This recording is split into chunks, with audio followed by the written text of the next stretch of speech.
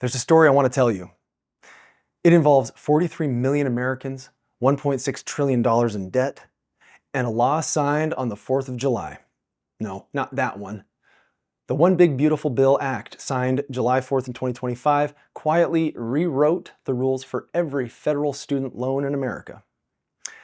New limits on how you can borrow, a brand new repayment plan that replaces most of what you know, and a ticking clock on decisions that could cost you or save you tens of thousands of dollars. Now, I know what you're thinking. Student loan policy?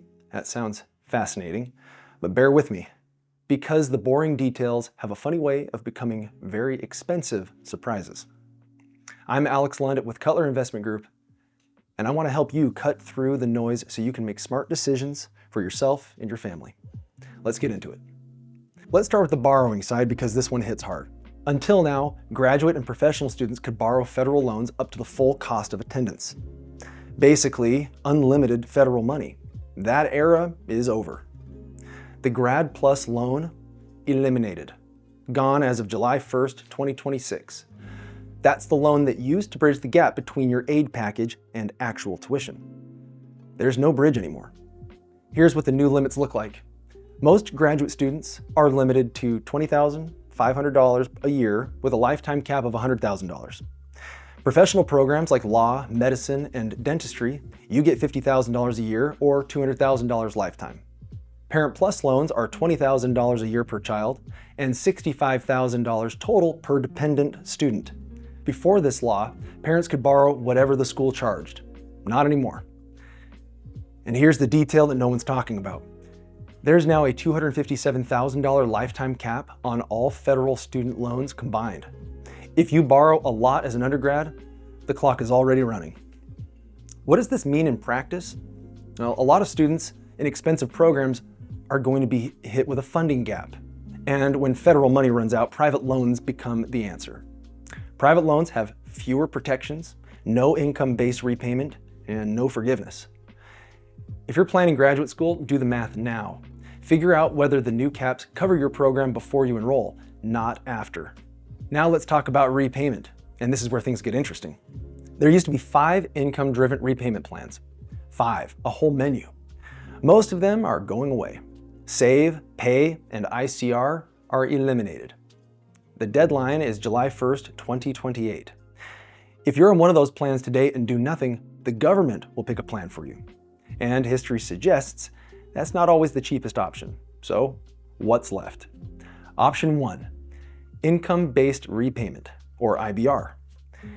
It's the one legacy plan that survived permanently. Payments capped at 10 to 15% of discretionary income, depending on when you borrowed. Forgiveness after 20 to 25 years. One notable update. You no longer need to prove financial hardship to qualify. That requirement was quietly removed by this law. If you were denied IBR before, you can reapply. Option 2, the Repayment Assistance Plan, or RAP. Brand new, launches July 1st, 2026. If you take out a new loan after that date, RAP is your only income-driven option. So here's the key differences between IBR and RAP. IBR calculates your payment based on discretionary income, or the money left after poverty level guidelines are subtracted from your earnings. RAP uses your total adjusted gross income. No poverty level protection, no floor.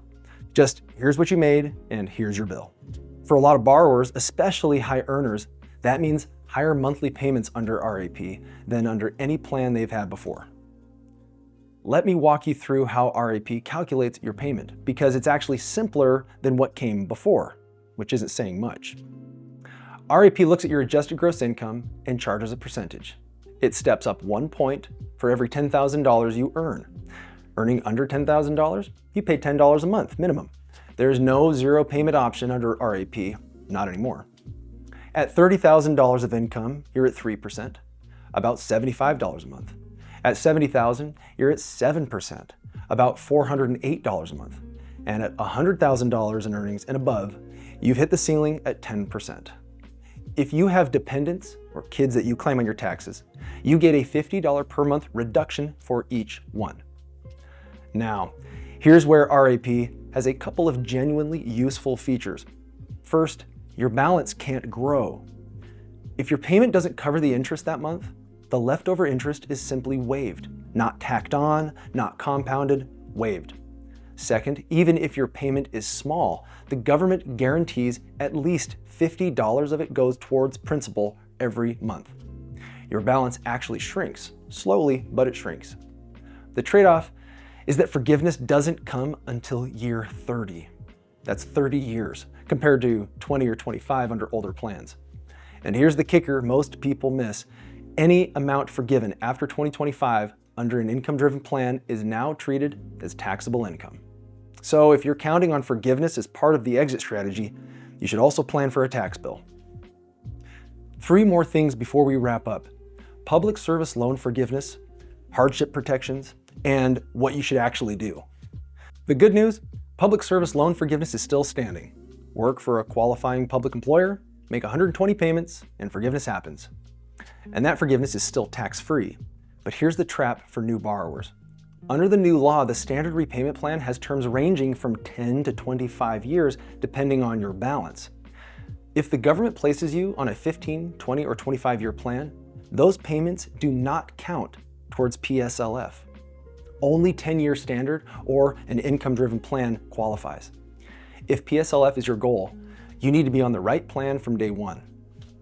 For loans made after July 1st in 2027, economic hardship and unemployment deferments are gone.